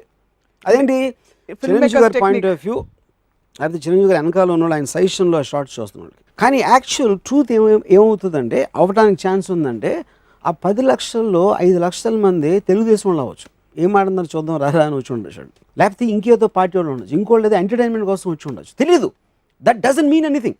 ఇంకోటి ఇన్ని కోట్లు ఎంతమంది ఓట్లు వేసిన వాళ్ళు 5 లక్షల మీటింగ్ రావడానికి వాళ్ళు ఏం చేస్తారు, వాళ్ళు ఎందుకు వచ్చారు, there are too many things. ఎందుకంటే ఇది ఎప్పుడు నాకు అర్థమైందంటే, మైకేల్ జాక్సన్ కాన్సర్ట్ నేను ఒక చూస్తే ఒక ఎల్డీ ప్లేయర్లో ఐ వాజ్ షాక్డ్. లక్షలు అండ్ అందరూ మోర్చపడిపోతున్నారు, తీసుకెళ్ళిపోతున్నారు మోర్చపడిపోయిన ఇది అది అని చూసి. తర్వాత నేను వెళ్ళాను కాన్సర్ట్కి, బాంబేలో మైకేల్ జాక్సన్ కాన్సర్ట్ అయినప్పుడు నేను వెళ్తే నా పక్కన ఒక అమ్మాయి, ఎవరు అమ్మాయి, మైకేల్ జాక్సన్ స్టేజ్ మీద రాగానే her is become so old యార్ అంది. ఇది ఎప్పుడు రాదు, ఆ legend of Michael Jackson documentary ఏదైతే కట్ చేశారో ఈ అమ్మాయి డైలాగ్ రాదు. అప్పుడు ఏమవుతుంది, మైకేల్ జాక్సన్ సజెషన్లో మీరు కెమెరా పెడితే మేము అందరం తల్లం, అందరిది ఒకటే, మైకేల్ జాక్సన్ అంటే పడి చచ్చిపోతున్నాం. ఇక్కడేమో ఈఎంఐ ఉంది, ఇంకోటి ఎవడో నిద్రపోతున్నాడు, తర్వాత తొక్కిస్లాట్లో దానికోసం మోసపోతున్నాను. అది అప్పుడు తెలిసింది నాకు, బాంబేలో తెలిసింది. అంతవరకు నేను వాళ్ళ స్తమకంతో మోసపోయారు అనుకున్నాను నేను డాక్యుమెంటరీ చూసినప్పుడు. So that doesn't mean Michael Jackson ఇష్టం లేదని కాదు కదా, అది కాదు. మైకేల్ జాక్సన్ వాళ్ళకి ఎంటర్టైనింగ్ పార్ట్ ఇచ్చే వరకు అతను అంటే ఇష్టం. ఏ రోజైతే ఇంకోటి బెటర్ ఎంటర్టైన్మెంట్ ఇస్తారో మైకేల్ జాక్సన్ మర్చిపోతారు. Same thing will go with politics or directors or film stars or anybody for that matter, as long as he is entertaining, effective or whatever. కానీ తను ఎగ్జాక్ట్గా ఏం చేస్తున్నాడు అనేది మాత్రం నోబడీ కెన్ నో. చేసి ఉండొచ్చు, చేయలేదని నేను అంటలా, కానీ కామన్ పబ్లిక్కి దాని అర్థం అవ్వటం మాత్రం ఇంపార్టెంట్. అర్థమయ్యే అవకాశాలు లేవు, మంచి కూడా అవకాశం లేదు, చెడు కూడా. ఎంతమంది బీజేపీ నరేంద్ర మోడీ వచ్చేసారని చెప్పారు కదా, 99% ఆఫ్ ద పీపుల్ గబుక్కుని అడిగి లాస్ట్ 1 yearలో ఎగ్జాక్ట్ ఏం డిఫరెన్స్ వచ్చింది మీకు అంతకు ముందుకి చెప్పండి. ఎక్సెప్ట్ ఫర్ ప్రైమ్ మినిస్టర్ అన్నప్పుడల్లా నరేంద్ర మోడీ మొహం రావటం తప్పిస్తే వాళ్ళ లైఫ్ స్టైల్లో 1 MP డిఫరెన్స్ ఉండదు. ఆ డిఫరెన్స్ అనేది ఎవాల్వ్మెంట్లో కంటిన్యూస్గా వస్తూ ఉంటుంది. 1960sలో ఎలా ఉంది, 70s, 80sలో, 90sలో ఒక పొలిటికల్ పార్టీ మారినంత మాత్రాన దాని ఈక్వేషన్ మారదు, అసలు ఎక్కడ మారదు, నోటీసబుల్ మారదు. మీరు కొంతమంది పొలిటీషియన్స్ వైపు ఎందుకు ఆకర్షితులవుతారు, కేవలం ఎంటర్టైన్మెంటేనా? ఫర్ ఎగ్జాంపుల్ బాల్ ఠాక్రే మీకు ఇష్టమైన? Ball Thackeray, NTR, these people from your charismatic personalities. I'm nothing to do with their politics. నాకు ఎన్టీఆర్ తెలుగుదేశంలో ఉన్నా, కాంగ్రెస్లో ఉన్నా, లేకపోతే టీఆర్ఎస్లో ఉన్నా నాకేం డిఫరెన్స్ ఉండదు. I'm attracted to the person irrespective of his party. Film stars coming into politics, already మీరు ఎన్టీఆర్ గారి కేసులో మాట్లాడారు. Correct. అదొక ఫ్యాడ్ అయిపోయి చాలా మంది మనకి లోక్సభలో చూస్తున్నాం చాలా మంది. డూ యూ థింక్ ఒక పాయింట్ అయ్యాక ఫైనల్ డెస్టినేషన్ పాయింట్ ఇంకా సినిమాల్లో అనుభవించాల్సినంత అనుభవించేసాం, నెక్స్ట్ డెస్టినేషన్ పాయింట్ మనం పాలిటిక్స్లో సెటిల్ అయిపోదాం అని వెళ్తారు? వాళ్ళకి ఎప్పుడు మీరు మీ కొలీగ్స్ కాబట్టి వెళ్ళి first of all main point ఏంటంటే, anybody wants to keep on going up. Film star అనే ఒక పర్సన్కి ఒక పాపులారిటీ ఉంటుంది, ఒక మాస్ పాపులారిటీ, ఒక స్క్రీన్ మీద ఉన్న ఇమేజో ఎక్సో వైయో జెడ్, కొంత డబ్బులు ఉంటాయి అఫ్ కోర్స్. దాని తర్వాత the biggest power you can reach is to be political leader of the people. ఇప్పుడు ప్రతి ఒక్కరు ఒక ఆఫీస్లో కంపెనీ ఉంది, company he wants to become a CEO or he wants to owner of the company or he wants to be the best in his field, whatever that field. నా ఇవన్నీ నాయే, మొత్తం హైదరాబాద్లో ద్రాక్ష తోటలని నాయే ఒకడు, లేదా నా పొలిటీలని నాయే అంటాడు. అలాగా నా సినిమాలే ఆడాలని కూడా అనుకుంటాడు. నేనే అందరికన్నా పెద్ద స్టార్, నేనే అందరికన్నా పెద్ద లీడర్. ఆబ్వియస్లీ ఒకవేళ స్టేట్ లీడర్ అయిపోతే next he wants be prime minister. So on the upward range of ambition అనేది ఫిల్మ్ స్టార్కే కాదు, ఎవరికైనా కూడా డెస్టినేషన్ అదే. Destination I want to be the biggest is in civilised term is a political leader. Power, what you think power does to them? అంటే ఎక్కడో అక్కడ ఒక పాయింట్ అయ్యాక డబ్బులు, మనీ, మీరే ఒక ఇంటర్వ్యూలో చెప్పారు రామ్యూజియంలోనే, money itself means nothing, it has to translate into something. అన్ని కావాల్సినవన్నీ కొనేసుకున్నాం, చేసేసాం, డబ్బులు ఉన్నాయి, అన్నీ చూసాం. ఒక పాయింట్ అయ్యాక ఎక్కడో అక్కడ స్పిల్ ఓవర్ ఉంటుంది కదా. సో సర్వీస్ చేయాలన్న తపన వాళ్ళలో ఉంటుందని మీరు నమ్మరా? ఉండొచ్చా? అది పాయింట్. ఇప్పుడు సర్వీస్ అంటే ఎవరికి చేస్తున్నారు? నా మెయిన్ పాయింట్ ఏంటంటే, ఇప్పుడు ఇన్ని కోట్ల మంది ఉన్నారు, ఐ మీన్ పబ్లిక్, నేను ప్రజాసేవ చేస్తానంటారు. ప్రజాసేవ అంటే గబుక్కు నేను రోడ్డు మీద ఒకరిని తీసుకొచ్చి పెడతాను అక్కడ, ఇతనికి సేవ చేయాలనుకుంటున్నారు మీరు, ఇతనికి వీడి పేరు రాములయ్య, ఇతనికి మీరు సేవ చేయాలని మీ మిగతా లైఫ్ అనుకుంటున్నారా? దానికి ఆన్సర్ ఉండదు ఆన్సర్ స్పెసిఫిక్ పర్సన్ కాబట్టి. ఇప్పుడు నేను ఒకసారి ఒక యాక్టర్ తోటి ఇలాగా నా ఫ్యాన్స్ అక్కడ నుంచున్నప్పుడేమో అక్కడ ఎవరో ఆటోగ్రాఫ్ అంటే హే పొర అంటాడు, లేకపోతే చేయొద్దు అని చెప్తున్నాడు ఎవరో ఆ ఫ్యాన్కి, నన్ను ముట్టుకోవద్దు. That is actual feeling about that particular person. ఎందుకంటే మొహం ఉంది అక్కడ, మొహం ఉంది, వాడు బిహేవ్ చేసే విధానం ఉంది. కానీ చెప్పడానికి నాకు 1,00,000 మంది ఫ్యాన్స్ అని గర్వంగా చెప్పుకుంటాడు. కానీ 1,00,000 మంది fans their sum of zeros in the lines of Ayn Rand. Each one of them has no value in your mind. A collective number, you are trying to just satisfy your ego. Yes, for sure they are liking you. That is evident. But are you taking it just as a virtue of your position? Are you actually feeling obligated to that? Obligation మీరు feel అయినప్పుడు వాళ్ళని specific ఇండివిజువల్గా తీసుకోవాలి. You can't take them en masse. మొత్తం అందరినీ ఒక గుంపుగా పెట్టేసి ఈ గుంపు అంటే నాకు చాలా ఇష్టం, అందులో ఉన్న ప్రతి వ్యక్తి నాకు అసహ్యం, కానీ గుంపు అంటే ఇష్టం అన్నట్టు ఉన్నది. So A political leader is not obligated, is getting తనకున్న దాంట్లో నేను చేస్తున్నా, ఇది నా పని కాదు. లాజికల్గా మీ చాయిస్ మీది. ఒక డెమోక్రటిక్ కంట్రీలో మీరు ఓటేస్తున్నారు, నేను రావట్లేదు కదా. నాకున్న తెలివితేటలతో I might try to manipulate. Okay, but అది that is everybody's game, everybody can do. నేను అనేది ఇంటర్నల్ గా ప్రతి వాడికి మాస్లోస్ హైరార్కీ అప్లై అవుతుంది కదా. You have satisfied all your basic needs. Highest need will be to get into a situation where you are feeling more, you're in the giving position, where you are serving people. That's the point. But you see, అది ఒకవేళ ఎవరైనా నమ్మితే, politician అనే అతను people సర్వింగ్కి వస్తాడు అని ఒక్క మనిషి అన్న నమ్మితే అసలు పాలిటిక్స్ అనే వర్డే వచ్చి ఉండేది.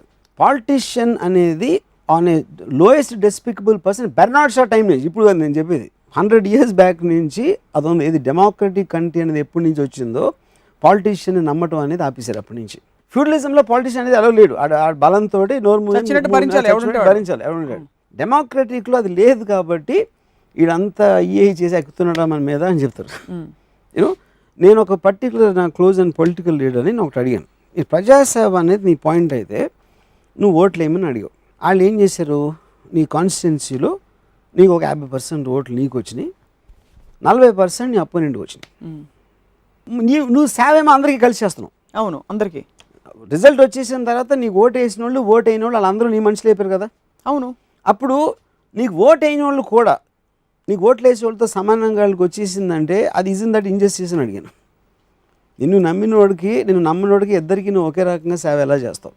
ఒకవేళ నీకు తెలిస్తే వీడు మాత్రం నాకు ఓటు వేయలేదు, ఈ పర్టికులర్ కమ్యూనిటీ వేయలేదు, లేకపోతే ఈ మనిషి వేయలేదు, వాళ్ళు వేయలేదు అని చెప్తే నీకు ఆ ఛాన్స్ ఉంటే, తెలిసే ఛాన్స్ ఉంటే నువ్వు డిఫరెన్షియేషన్ చూపిస్తావా? కాన్సెప్ట్ లెవెల్లో చూపించకపోవచ్చు, కాన్సెప్చువల్లీ, బికాజ్ అందరూ సమానం అని అనుకుంటాం కాబట్టి. ఇండివిజువల్ లెవెల్లో ఎక్కడో మనోడు కాదు అనే ఫీలింగ్ ఉంటుందా చెప్పండి? లేకుండా ఎలా ఉంటుందండి హ్యూమన్ బీయింగ్ అని. ఇంకోటి నాకు అది యాక్చువల్లీ ఇట్ ఈస్ బీయింగ్. ఇప్పుడు నీ ఇద్దరు ఉన్నారు నాతో పని చేస్తున్నారు, ఒకడు నన్ను బాగా నమ్ముతున్నాడు, ఒకడు నమ్మట్లేదు నన్ను. అప్పుడు నేను వాళ్ళిద్దరికి సమానంగా చూస్తే ఆ నమ్మివాడి పరిస్థితి ఏంటి? ఆడికి ఇంజస్టిస్ చేసినట్టు కదా. సో ఓకే, డెమోక్రటిక్ సిస్టంలో తెలివిగా సీక్రెట్ బ్యాలెట్ అని ఎందుకు వచ్చింది ఎవరికి తెలియదు, ఎవడెవడు ఓటు వేసాడో ఏంటో అనేది. అందుకని ఆ పర్సనల్ ప్రెజుడిస్ రాకూడదనే ఒక పర్టికులర్ ఎజెండా కూడా ఉంటుంది సీక్రెట్ ఓట్లో ఉన్న అడ్వాంటేజ్. కానీ నీకు పర్సనల్గా ఎన్నోసార్లు అమ్మా నా కొడుకు నాకు ఓటు వెళ్ళదని చెప్తారు, ఎందుకంటే వాళ్ళకి పర్సనల్గా ఉంది కోపం, కానీ వాళ్ళు ఎవరో స్పెసిఫిక్గా తెలియదు కాబట్టి ఈ can't do anything about it. అదొక సస్పిషన్ బేస్లో ఉంటుంది. So but coming back to what the whole thing of every time ఒక ఆర్గనైజేషన్, నేను సెక్రటరీ, నేను ప్రెసిడెంట్, నేను ఇది, ఎప్పుడైనా ఒక పొజిషన్ అనేది నాకు రావాలి అని అనుకుంటే that is where corruption starts. Corruption is not a bad thing in this context. I don't mean it as in a bad thing. అప్పుడు కరప్షన్ అనేది ఏంటి, మీరు స్ట్రైట్గా చెప్పకుండా వంకరగా చెప్పడం, ఒక ఎజెండా చేయడం. Corruption of the mind. But is not in a bad way. Corruption of the mind నేను ఎందుకు యూజ్ చేస్తానంటే వర్డ్, మీరు స్ట్రైట్గా ఆనెస్ట్గా ఉన్నట్టు చెప్పడానికి ఛాన్స్ లేదు. ఎందుకంటే you're fighting against minds, you're fighting against stupidity. Voters అందరూ స్టూపిడిటీ ఉండరు, వాళ్ళకి స్ట్రైట్ కానీ ఉన్నట్టు చెప్తే వాళ్ళకి నచ్చదు. అప్పుడు సపోజ్ మీకు అంత తెలివి లేదు, అందుకని నేను తెలివి ఉన్నవాళ్ళు వాళ్ళే ఇండస్ట్రీ నడుపుతారు కాబట్టి వాళ్ళకి ఎక్కువ ఇస్తానా, మీరు వాళ్ళ దగ్గర పని చేయండి, అది యాక్చువల్ ట్రూత్. అది క్యాపిటలిస్ట్ సొసైటీలో అది వినడానికి ఇష్టం ఉండదు కాబట్టి డబ్బును వాళ్ళ దగ్గర మీకు ఇచ్చేస్తానని చెప్తే ఇచ్చినా ఇవ్వకపోయినా ఇచ్చేస్తాను అనుకుంటారు. అది మ్యానిపులేషన్ అక్కడ. ఎందుకంటే వాళ్ళకి అర్థమయ్యే తెలివి లేదు కాబట్టి అబద్ధాలు చెప్పాల్సిన అవసరం ఉంటుంది పాలిటీషియన్. సో మీరు చెప్పేదాన్ని బట్టి మొత్తం అసలు ఓటర్లకి నిజం చెప్తే నచ్చదు, లాజిక్ చెప్తే అర్థం అవ్వదు. అందుకని politician has no choice but to tell a lie. So I have all my sympathy towards politicians. అందరూ అబద్ధాలు ఆడతారని డిసైడ్ అయిపోయారు. 100% అబద్ధాలు ఆడకపోతే బతకలేరు అంటున్నాను. They can't have existence in democratic system. Democratic process మీద మీకు ఆబ్వియస్లీ నమ్మకం లేదు అంటే. Democratic process I believe in it a lot. The only point I'm trying to make is the politician, for all his so-called corruption, lying, everything, he's still a far superior human being to a voter. అది నేను చెప్పేది. No that's fine, but evidently from what you've been telling me ఓటర్స్కి అసలు తెలియదు అది ఇది అని. ఫ్యూడలిజమే better కదా, రే ఓటేరా అని బెదిరించి ఆనెస్ట్గా ఉండి డైరెక్ట్గా. హానెస్టీ ఎందుకన్నా? ఆనెస్టీ ఏంటి? నెత్తేసి కొట్టుకుంటాం. ఆనెస్టీ ఎందుకు? అనవసరం లేదు. Whatever works, works. Whatever works. That's the point. If lying is going to work for the benefit of people also. నా ఇంటెన్షన్ ఉండొచ్చు ఉండకపోవచ్చు. నా ఇంటెన్షన్ ఉంది, నేను నిజం చెప్తే వాళ్ళకి వాళ్ళు నమ్మరు, వాళ్ళకి ఇష్టం ఉండదు కాబట్టి నేను అబద్ధం చెప్పి నా పొజిషన్లోకి వచ్చాను. ఫర్ ఎగ్జాంపుల్ వచ్చిన తర్వాత I'm still doing what I think is right. So what is your truth? Your truth is that you can't do so much, but you're promising them that you're going to do so much, అంతేనా? But that is what manipulation is.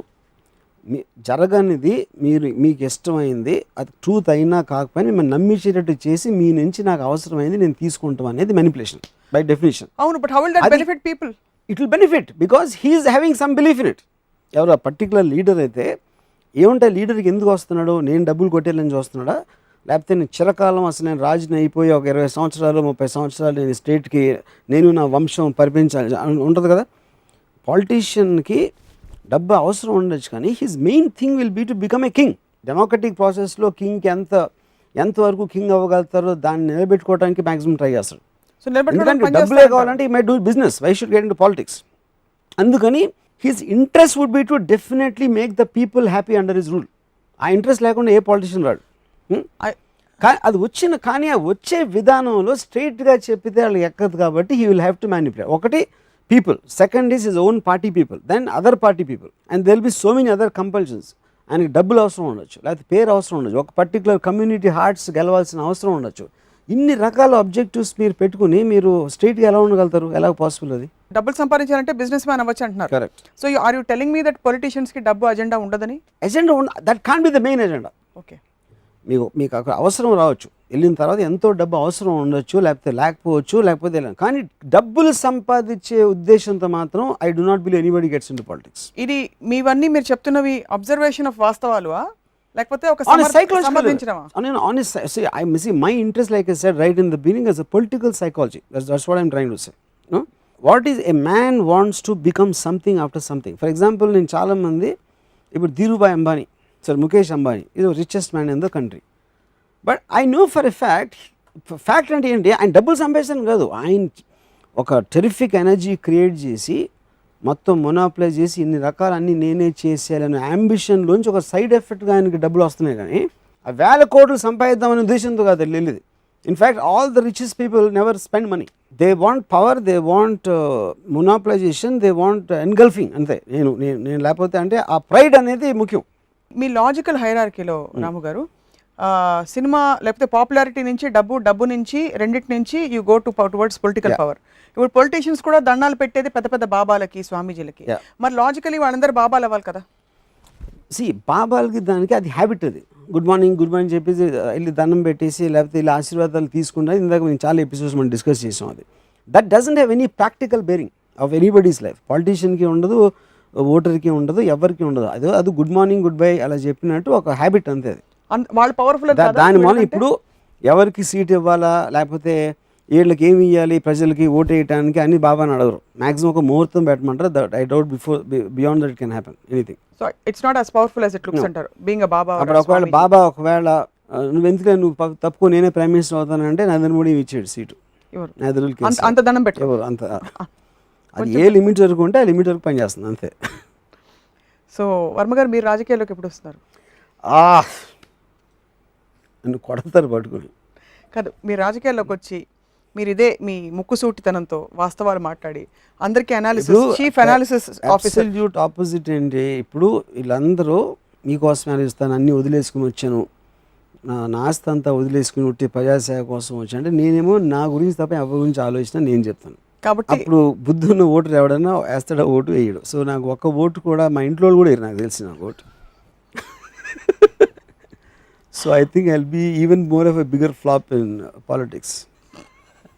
So ఆ తెలివి నాకు ఇప్పుడే ఉంది కాబట్టి నేను ఎప్పుడు చచ్చిన ఎట్టి పరిస్థితుల్లో రాజకీయాలకి రానని మీ అందరికీ ఒట్టేసి చెప్తున్నా. ఒట్టు కాదు అంటే ఏముంటుందని మీరు భయపడాల్సిన అవసరం లేదు, వరి అవ్వాల్సిన అవసరం లేదు. ఓకే, వాళ్ళు మీకు ఆ నవ్వుకునే అవకాశం కూడా ఇవ్వను. కన్వెన్షనల్గా కొన్ని క్యారెక్టర్స్ చూసాం మనం, కైకేయి ఇలాంటి manipulative characters. You feel that women are Kaikeyi is not manipulative. Kaikeyi is honest. Dasharatha is manipulative. Why is Kaikeyi manipulative? Kaikeyi స్ట్రైట్గా అడిగింది నా మీరు కొడుకు అలా ప్రతి కావాలి. చోట అమ్మాయిల అదే పక్షపాతం అదే అదే ఏంటంటే కష్టం. కైకేయి నా కొడుకు కావాలి, అప్పుడు మాట ఇచ్చావు, ఇప్పుడు రాముడికి ఇస్తానంటే స్ట్రైట్గా అడిగింది. ఇప్పుడు అందరు కైకేని తిడతారు కదా. అది దట్స్ వాట్ ఐఎమ్ సేయింగ్. ఎందుకంటే మన మన మన మన హోల్ ప్రోగ్రామ్ మైండ్స్ అలా పనిచేస్తాయి. మరి ఎవరు మ్యానిపులేటర్ అక్కడ? దశరథుడు ఒక మూమెంట్లో, అది సెక్షువల్ మూమెంట్ ఏ మూమెంటో నాకు తెలీదు, హీ సెడ్ నీ కొడుకే ఇస్తానని చెప్పాడు, అయిపోయింది. అదొక మాట ఇచ్చారు. మాట ఇచ్చిన తర్వాత ఒకసారి రాముడిని రాజు చేస్తానంటే షీ సెడ్ అదేంటి నా కొడుకు ఇస్తానని చెప్పావు కదా. సో ఇప్పుడు అయోధ్య ప్రజలందరూ రాముడిని కోరుకుంటే కింగ్గా, అప్పుడు ఎవరో ఒక వైఫ్కి, ఆ వైఫ్ కూడా అంటే పాతకి ఇలా అంటావు అంటే తనకే ఒపీనియన్ లేదు కైకేయి అంటే అవసరం తీరిపోయాక. తనకే ఒపీనియన్ లేని ఒక భార్య చెప్పినంత మాత్రాన అయోధ్య కింగ్డమ్ అంతా తనకి ఇష్టం లేని సమర్థత లేడు అనుకున్న భరతుడి చేతిలో పెడితే అసలు కింగ్ ఏంటి, దశరథుడిని గౌరవించమండి అసలు ఫస్ట్. సెకండ్ పాయింట్, అసలు ఎందుకు చేసేటప్పుడు మాట తప్పితే స్వర్గప్రాప్తి రాదు, మోక్షం రాదు అనేది ఫియర్. ఎవరికి మాట ఇచ్చాడు అంటే ఇప్పుడు ఎవడో ఒక క్రిమినల్కి నేను మాట ఇచ్చేసి లేకపోతే చేసి ఆడికి మాట ఇచ్చాను అందుకని మొత్తం దేశం అంతా పోయినా నా మాట మీద నిలబడతానంటే ఏమంటే కొడతారు పట్టుకుని. Because as a king your responsibilities towards the entire kingdom or the majority if at all the least you know. So అప్పుడు ఓన్లీ రీజన్ ఎందుకు మాట తప్పితే మోక్షం తప్పితే నాకు రంభ కౌగిళ్ళు సురాపానాలు దొరకవు. అది మెయిన్ ప్రాబ్లమ్ ఆఫ్ దశరథుడు. అందుకే ఆయన మాట నెరవేర్చారు 100%. లేకపోతే సో జస్ట్ ఊరికే ఎలాగో మీరు context reference, how should he have handle the situation? For example Kaikeyi వచ్చి ఈ choice is very simple. Is choice is ఆ టైంకి ఇప్పుడు ప్రతి ఒక్కళ్ళ రిలేషన్షిప్లో ఒక పర్టికులర్ టైంలో నేను ఒక అమ్మాయితో నువ్వు లేకుండా బతకలేనని నేను చెప్పొచ్చు, పెళ్ళైన తర్వాత నీతో బతకలేనని చెప్పొచ్చు. That is a change which happens in every relationship. So దశరథుడు కైకేయి ఏ టైంలో, ఏ మూడ్లో, ఏ పరిస్థితిలో నీ కొడుకుని రాజు చేస్తానని మాట ఇచ్చారు అనేది ఒక పాయింట్. తర్వాత ఎన్ని రోజులు ఉన్నారు, దాని మధ్యలో వీళ్ళిద్దరి మధ్యన ఎక్స్పీరియన్స్ ఏంటి, ఇవన్నీ ఉన్నాయి. ఆబ్వియస్లీ భరతుడు పెరిగిపోయాడు కాబట్టి you are talking about some 25 years of experiences which you had with Kaikeyi. So obviously తను ప్రేమ తమ్మకంలో నీ కొడుకునే చేస్తాను అని చెప్పినప్పటికీ 24 ఏళ్ళు డిఫరెన్స్లో ఉన్న వాళ్ళ ఎంటైర్ రిలేషన్షిప్ స్టోరీ నాకు తెలియకుండా ఇప్పుడు పాతకి ఇది అది అని దశరథుడే అంటాడు, వాల్మీకి కూడా అంటాడు రాసిన అతను. ఇవన్నీ చెప్పిన తర్వాత తనకిచ్చిన మాట కోసం మొత్తం అయోధ్య పోయినా పర్లేదు అసమర్థుడిని చేస్తాను అంటే there itself the whole character of Dasharatha is gone. So ఎలాగో మ్యానిపులేట్ చేయాలి, do it for larger cause. There is no manipulation, that is అందులో మ్యానిపులేషన్ వర్డే లేదు, that is pure dishonesty. Kaikeyi is honest and is absolute dishonest man is an incompetent man is Dashrath. So 3 parameters మీరు గనక ఒక నాయకుడు వచ్చాక ఈ changes నేను చూశాను, మార్పు వచ్చింది. See the point is overall economy లో ఒక పర్టికులర్ డెసిషన్ మూలాన ఎలాంటి ఎఫెక్ట్ వస్తుంది అనే దానికి నాకు అంత కాంప్రిహెన్సివ్ నాలెడ్జ్ లేదు.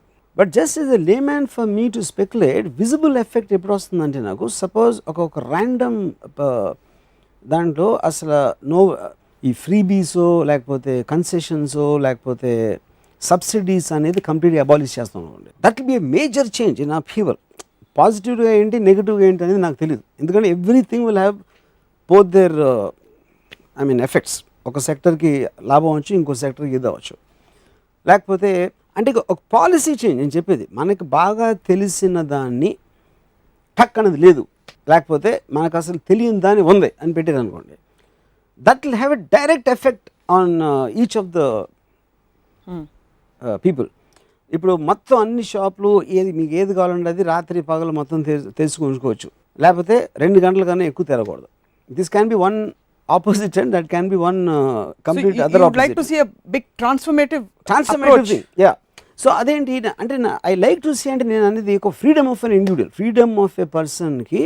ఇప్పుడు ఫర్ ఎగ్జాంపుల్ నేను చాలా అంటే నేను because I'm a normal voter, I have no idea.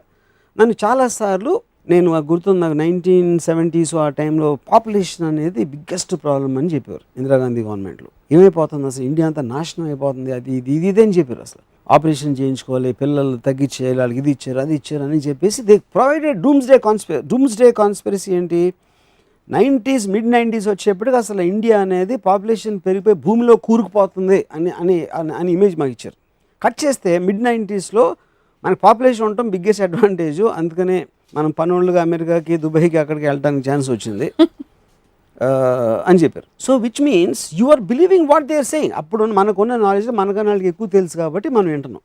You know so the point is similarly ఇప్పుడు ఒక గాంధీ గారు మనం సెల్ఫ్ సఫిషియన్సీ ఉండాలి, మనమే అన్ని వస్తువులు చేసుకోవాలి, ban foreign objects, reject foreign objects అని ఆయన వల్ల నాకు 30-40 ఏళ్ళు నాకు ఏమి జరగలేదు. And I'm living on that one politician telling me మనకే సెల్ఫ్ సఫీ వేరే దేశాల మీద డిపెండ్ అవ్వకూడదు.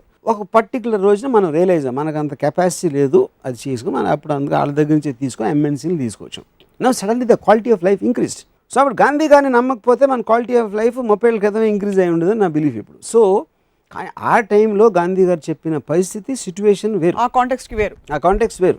సో నా పాయింట్ ఏంటంటే అంత డ్రాస్టిక్ మెజర్ ఆఫ్ లైఫ్ అనేది తీసుకున్నప్పుడు ఇప్పుడు ఫర్ ఎగ్జాంపుల్ వరల్డ్ ఓవర్లో there is an element of conservative తీసేసి ఫ్రీడమ్ అనేది ఉంది. పొర్నోగ్రఫీ అనేది అంత ఆస్పెక్ట్ అంత వచ్చేసిన తర్వాత ఇప్పుడు మనం సడన్గా మేల్కొని సినిమాల్లో సెక్స్ ఉండకూడదు అని కొత్త గవర్నమెంట్ చెప్తే, so I'm saying that is what is regressiveness. మీరు ఎక్కడ వరల్డ్లో ఎక్కడెక్కడ ఏ సొసైటీ మోస్ట్ అడ్వాన్స్డ్గా ఉంది దాన్ని స్టడీ చేసి దాన్ని ఇంప్లిమెంట్ చేయటమా, లేకపోతే మా దేశమే గొప్పది, మా కల్చర్ అది కాదు, మేము ఇంకా మా తాతయ్య ముత్తాతల కాలంగా మనం వెళ్తున్నాం అనేది ఒకటి.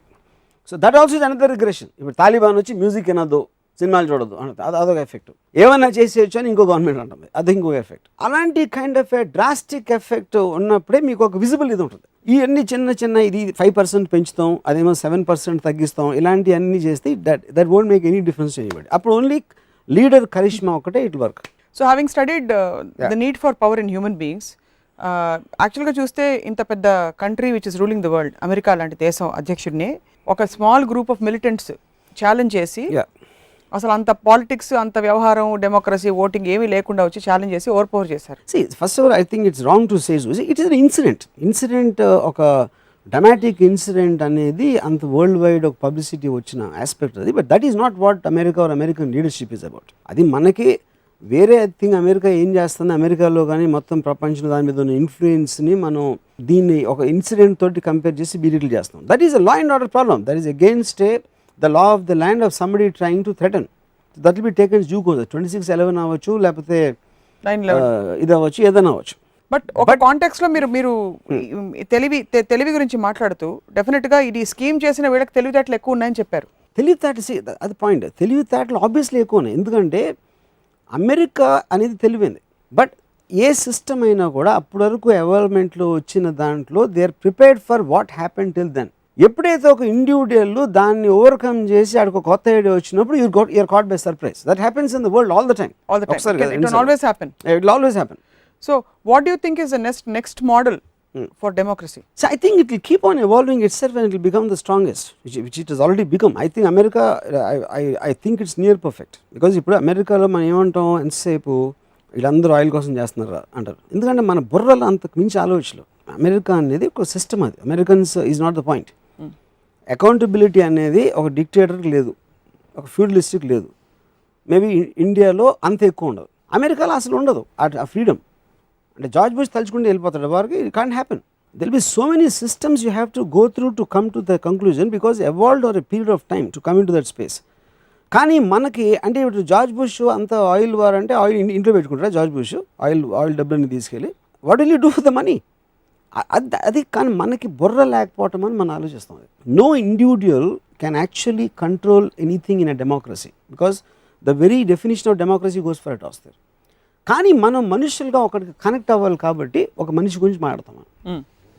జార్జ్ బుష్ అవ్వచ్చు, నరేంద్ర మోడీ అవ్వచ్చు, they're in a certain system, they're in a position which is created by a democratic country fill చేస్తారు. నరేంద్ర మోడీ ఉన్న అదే అవుతుంది, ఎక్స్ ఉన్న అదే అవుతుంది, వై ఉన్న అదే అవుతుంది. రేపు మన కాంగ్రెస్ గెలిచినా కూడా ఎగ్జాక్ట్లీ మన లైఫ్ ఇదే రామిజం ప్రోగ్రామ్ చేస్తూ ఉండేవాళ్ళం. అయ్యే సినిమాలు రిలీజ్ అవుతాయి, అయ్యే ప్రాబ్లమ్స్ ఉంటాయి కంట్రీలో, ఏమి చేంజ్ ఉండదు. Somethings are timeless. But only changes Narendra Modi face changes. ఇందులో సోనియా గాంధీ మొహం బదులు నరేంద్ర మోడీ మొహం వస్తుంది, అంతే. అంత తప్ప ఏం మార్పులు రావు. ఎవరి వల్ల ఎవరి జీవితాలు ఒరగవని చెప్పేసారు. It's a new film which released, which became a blockbuster. So that one film is not going to change the fate of the film industry. That's the whole point. మంచి ఎగ్జాంపుల్తో ఎక్స్ప్లెయిన్ చేశారు. సో ఇది నిజంగా ఒట్టేసి చెప్పాలి, ఎన్నిసార్లు ఓటేశారు మీరు? ఎప్పుడు? నెవర్. మీలాంటి అమూల్యమైన అదొక బిగ్గెస్ట్ షామ్ నాకు. మీ ఓటు అమూల్యమైనది, మీ ఓట నా ఓట. నీలాంటి ఎదవలు అందరి ఓట్లు కలిస్తే నాకు అమూల్యం అవుతుంది. అది యాక్చువల్ రియల్ లైన్ అంటే అది. ఎందుకంటే నీ ఏ ఒక్కడో నాకు అవసరం లేదు, కానీ మీరు కలెక్టివ్గా ఒక గుంపులాగా నాకు కావాలా. So, abstinence to vote, ఆ రోజు నా పాయింట్ ఏంటంటే మీ ఓటు వేస్ట్ చేయదు అంటారు. అరే నాకు తెలియదు, ఫస్ట్ ఆఫ్ ఆల్ నా ఎమ్మెల్యే ఎవరో తెలీదు, వాడు ఏం చేశాడో తెలియదు. తెలుసుకోలేదేమో. అది అన్న అది నాకు రాకూడదు కదా. That is the government's. మీ మీ మీ మీ ఏరియాలో నిలబడుతున్న మనిషి వీడి బ్యాక్గ్రౌండ్ ఇది అది అని ఆ ఎలిమెంట్స్ అని. ఇప్పుడు నేను నా లైఫ్ బతకడంలో అన్నా నాకేం డిఫరెన్స్ పడదు. ఓటర్గా నాకు ఎవ్వరు వచ్చినా ఇతను ఎమ్మెల్యే అయినా అతను ఎమ్మెల్యే అయినా నా స్ట్రీట్ అలాగే ఉంది. పంజాగుట్ట కాలనీ మా ఇల్లు ఉంది. లాస్ట్ 40 ఏళ్ళ నుంచి ఆ ఇల్లు ఎవడో ఇటు కట్టాడు గవర్నమెంట్ వల్ల ఏం జరగలేదు అక్కడ. బేసిక్ పాయింట్ అది. ఆర్ పర్టికులర్ ఎమ్మెల్యే వల్ల ఏమీ జరగలేదు. How does it make it difference to me? నాకున్న టైం నా ఉద్యోగమో నా జాబో నా ఇంట్లో పిల్లలో భార్యో నా గర్ల్ ఫ్రెండ్ వాళ్ళతో నేను చూసుకుంటాను. కానీ నేను టైం తీసేసుకుని ఎవరు ఈయన బ్యాక్గ్రౌండ్ ఏంటని స్టడీ చేస్తాను. మరి బ్యాక్గ్రౌండ్ స్టడీ చేసిన తర్వాత అతను ఏం చేస్తాడు నాకు? ఏ ఎమ్మెల్యే అయినా ఆ కాన్స్టిట్యున్సీలో మీరు ఒక్కొక్క ఓటర్ని వెళ్ళి అడగండి ఏం చేశాడు ఈ కాన్స్టిట్యున్సీలో టర్మ్లో అంటే ఎవరు చెప్పగలుగుతారా? Even if the like him they won't know, because దానికి ఒక విజిబుల్ ఎఫెక్ట్ అనేది ఉండదు. That's what I'm trying to say. So vote అనేది ఇన్ఫ్యాక్ట్ నా ఉద్దేశంలో that is a wrong thing. ఇది ప్రతి ఒక్కడికి ఓటు హక్కు ఇవ్వటం అనేది చాలా తప్పు. ఎందుకంటే తెలిసిన వాళ్ళు దాని బ్యాక్గ్రౌండ్ అది ఎందుకు వేయాలి, ఇతను ఉంటే ఏంటి నష్టం కష్టం అని ఒక మినిమం క్వాలిఫికేషన్ లేకపోతే వాడికి ఓటు ఈ హక్కు ఉంటే actually you are undermining the entire thing. And also danger. Yeah, అంటే అది ఆల్మోస్ట్ మీకు మెడిసిన్ తెలియకుండా పేషెంట్ని ట్రీట్ చేయనట్టు ఎంత తప్పు, ఆ ఎమ్మెల్యే ఆ పార్టీ బ్యాక్గ్రౌండ్ తెలియకుండా వాడికి ఓటు హక్కు ఇవ్వడం అంతే తప్పు. సో ఒక్క పాయింట్లో తేల్చేశారు అది విషయం. సో ఏం చేయాలంటారు? ఫర్ ఎగ్జాంపుల్ ఇప్పుడైతే ఓటు హక్కు ఇంటర్వ్యూ చేసి the point is to educate each and every person on the background of that man in a very very systematic manner. Who will educate? The government. Why will the government do it? The government is in competition with so many other people. The election commission which is monitoring the whole thing, the whole point is vote అనేది vote ఎందుకు వేయాలంటే ఇది reason. మీ vote వేయటానికి మీకు minimum తెలుసుకోవాల్సిన ఒక knowledge ఇది. మీ ఏదో నిలబడుతున్న ఈ పర్టికులర్ మనిషి వీడికి ఇది బ్యాక్గ్రౌండ్, ఇది ఫోర్గ్రౌండ్ ఇది అని చెప్పి ఇది ఈ పార్టీ పాలసీలు ఇవన్నీ ఒక వాడుక భాషలో లాగా చెప్పి అంత అండర్స్టాండింగ్ అనేది ఒక మటీరియల్ మీరు ఇంట్లో పెడితే అది మీరు చదివారా లేదా తర్వాత విషయం. But that is the minimum responsibility of the EC. అది ఇంతవరకు చేయలేదని ఎందుకు అనుకుంటున్నారు? చేయలేదు, మీరు చూడలేదు కాబట్టి. నా దగ్గర నేను ఎప్పుడు ఎవరిని డిస్కస్ చేయడం వల్ల మా ఇంట్లో నేను ఒక ప్యాంప్లెట్ కూడా చూడలేదు. లాస్ట్ కపుల్ ఆఫ్ ఎలక్షన్స్ 2 టర్మ్స్లో the system slowly has started evolving, but you're right that ఆ లెవెల్ ఆఫ్ పెనిట్రేషన్ ఇంకా రాలేదు. That has to be done systematically. It can't be just like one person thinking about it. That has to be a mandatory thing. అది మొత్తం అంతా మీకు thrust of media దాని మీద ఉండాలి. అంతేగాని ఆడ సీట్ ఎందుకు ఇవ్వలేదు తెలుసా, ఆడ వెనకాల ఇవాళ రాత్రి ఆడ వెళ్ళి ఆయన కలిసాడు, అక్కడి నుంచి ఫోన్ చేసాడు, అది కాదు, ఆ డ్రామా కాదు నాకు కావాల్సింది. As a citizen I'm interested in what exactly that guy is going to do for the country. ఇప్పుడు లేటెస్ట్గా ఎలక్షన్స్ గెలిచాక as we wind up since you brought it up, ఎవరిని ఎంత తిడుతున్నారు? నువ్వు చెల్లని రూపాయి. This entire thing the most valid point I think I made is ప్రతి ఒక్కడికి ఓట్ హక్కు ఇవ్వటం అనేది I think the biggest problem of India. ఎందుకంటే వాళ్ళకి తెలియనప్పుడు అది ఆ ఓటు విలువ ఎందుకు వేస్తున్నారు, ఎందుకు వేయాలి అని ఎడ్యుకేషన్ ఇవ్వకుండా you are giving them the power to belittle the actual vote which is going to be really helpful. ఎలా వాడాలో తెలియకుండా minimum education, minimum knowledge of the country's politics or country's economic situation, ఏ minister అది ఏ MLA దేనికి ఎందుకు అవుతాడు అని ఆ నాలెడ్జ్ అంత క్లియర్ కట్గా తెలిసిన వాళ్ళకి ఓటు హక్కు ఉండాలి. కానీ ఏమీ తెలియకుండా ఇంట్లో వంట వార్పు చేసుకుంటా పని మనిషి అక్కడ రోడ్డు మీద వెళ్తున్న అందరికీ ఓటు హక్కు ఇవ్వడంతో you are actually undermining the entire concept of it. In other words giving Oscar awards ఉంది. ఆస్కర్ అవార్డు బెస్ట్ సినిమాటోగ్రాఫర్స్ అందరూ కలిసి దే లుక్ ఎట్ ఫిల్మ్స్. వాళ్ళు బెస్ట్ సినిమాటోగ్రాఫర్ ఏ సినిమా అని, ఎందుకంటే మినిమం అండర్స్టాండింగ్ క్వాలిఫికేషన్ వాడికి తెలుసు ఆర్ట్ ఏంటనేది, వాడికి ఇచ్చారు ఇవ్వడానికి. రోడ్ మీద సినిమాటోగ్రఫీ చెప్తే సినిమాటోగ్రఫీ అనేది it's a collective aspect of so many things. You can't isolate normal man. So ఈ ఫలానా మనిషికి ఓటు వేయాలి అంటే అతని గురించి ఎంత తెలిసి ఉండాలి, నీకు ఆ కెపాసిటీ, నీకు అసలు డెసిషన్ తీసుకోవడానికి అనేది ఉన్నప్పుడే that percentage is becomes valid. Like giving a big rifle or AK-47 to somebody. I mean, that's wrong example because see, first of all, దగ్గర అంత విషయం లేదు, AK-47 లేదు, ఒక చిన్న పెబుల్ అది, బట్ పెబుల్స్ చాలా ఉన్నాయి కాబట్టి అన్ని కలిపి ఒక పెద్ద like Nietzsche said, of many a proud structures downfall, raindrops and weeds have been the cause అన్నాడు. ఎందుకంటే దే ఆర్ మెనీ. అంత పెద్ద స్ట్రక్చర్ ఉంది, కానీ వర్షం పడి పడి పడి పడి దాన్ని నాశనం చేస్తుంది. చిన్న చిన్న చుక్కలు, లేకపోతే grass insignificant by itself but it can crack the wall. అలాగా ఓటర్లు అనేవాళ్ళు వాళ్ళు బిగ్గెస్ట్ ప్రాబ్లం. పాలిటీషియన్స్కి ఏం ప్రాబ్లం లేదు. Politicians are the very right guys. It is my problem is only with the voters. So Varma garu, thank you very much for enlightening us today. Because Varma గారికి ఎప్పుడు దేవుడితో problem లేదు, భక్తులతోనే ప్రాబ్లం. అలాగే రాజకీయ నాయకులతో ప్రాబ్లం కాదు, ఓటు వేసే వాళ్ళతో ప్రాబ్లం. వ్యవస్థ మారాలని కోరుకుంటున్నారు మనస్ఫూర్తిగా. Thank you very much. ఇంకొక ఎపిసోడ్ రామోయిజంలో త్వరలో మళ్ళీ కలుద్దాం.